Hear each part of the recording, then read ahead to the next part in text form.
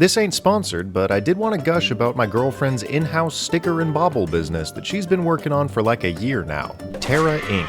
She just launched a Kickstarter made entirely by her to help build up both the stock and quality of the stuff she's making. Terra Ink is also teamed up with another local friend's separate in-house company, Humane Candle Co. The Kickstarter has some really cute bundles, a bunch of designs, keychains, buttons, bookmarks, and she's always making more. My favorite is the Breloom one, or the Cryptid one.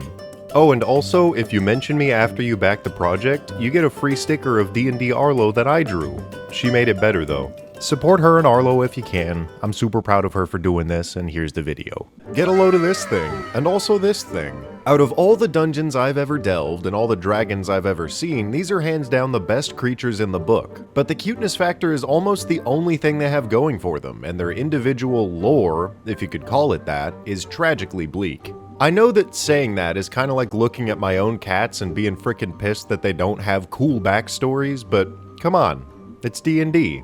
Also, I am pissed. Look at this loreless idiot. He doesn't even know where he came from. Let's start with a look at the Pseudo-Dragon, an adorable little companion who looks like a flying sphinx cat with the jawline of a Chad and the stinger of a Scorpio. I hate to break it to you, but he's hunting the mouse. They're not friends. See how he's hiding his shadow with the candle so that the mouse doesn't notice? And how the stinger is aimed at where the mouse is gonna jump if it notices him? I'm pretty sure that design is intentional, because pseudo-dragons are like hyper-intelligent cats. They hang out in the far-flung corners of the world, hiding from people and other monsters. The only exception being if someone comes along and gives them food or treasure, they'll join your journey as a companion, or a familiar. When they've bonded to someone, they get a neat little pseudo-communication where they project simple thoughts into your head. Like imagine your cat walking into your room while you were eating, and it magically shunted an image of itself eating your burger instead, and then it just stands there and stares at you. Angrily? I love that. But tragically, the 2024 D&D just completely removed this ability. The whole point of pseudo-dragons is just for a party member or a villain to have them as a companion. But I think they'd be awesome as, like, swarms. Like a bunch of little draconic imps who all serve maybe a larger dragon, or have their own little communities that they interact with each other in. Their stingers have a unique poison that can knock out a victim for an entire hour. If I were a rogue, I'd seek one out to extract some of that shit. That's insane. I really think they should have a bit more variety, since the only descriptors that they have are playful, smart, and cat-like. At the very least, we should have two variants where one is a fat idiot and the other is a princess. Fairy dragons have a bit more depth, but it's kinda like comparing the depth of a cereal bowl to a plate with milk and a Cheerio on it. Fairy dragons are cheerful, frolicking forest dwellers who, oddly enough, aren't related to fairies at all. They get the name from their mischievous, fairy-like behavior, and the fact that they often hang out with fairies, and that they're super small and they look like fairy. Actually,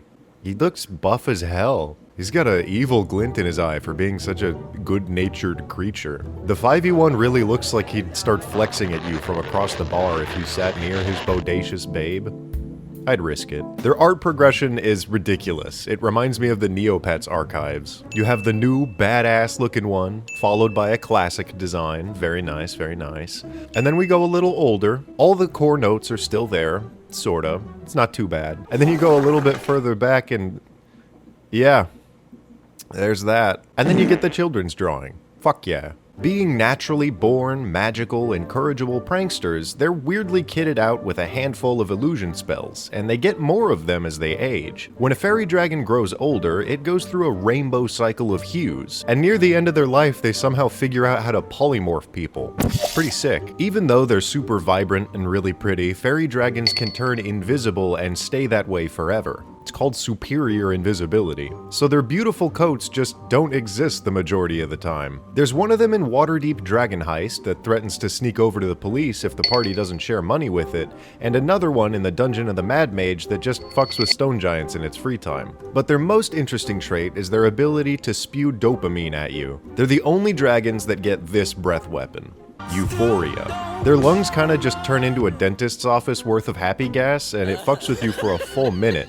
That, combined with spells like hallucinatory terrain, suggestion, and the fact that they can go invisible at will, makes them impossible to fight. Did I mention that their invisibility only takes a bonus action? Or the fact that they have one damaging move and it only does one damage? Imagine that combat, it just... wouldn't happen. But that does mean that the Dungeon Master can have one or more follow the party around like guardian prankster angels, and go completely undetected for like 8 sessions. This also makes them great spies and information dealers, granted you're able to endure their antics, and they'd want to help you, which no they wouldn't. They're little bastards. That's the video. Like I said, there's not really too much to these guys. I'm gonna go make a bunch of different cat-like variants for the pseudo-dragon, but in the meantime, here's the animals again. Okay.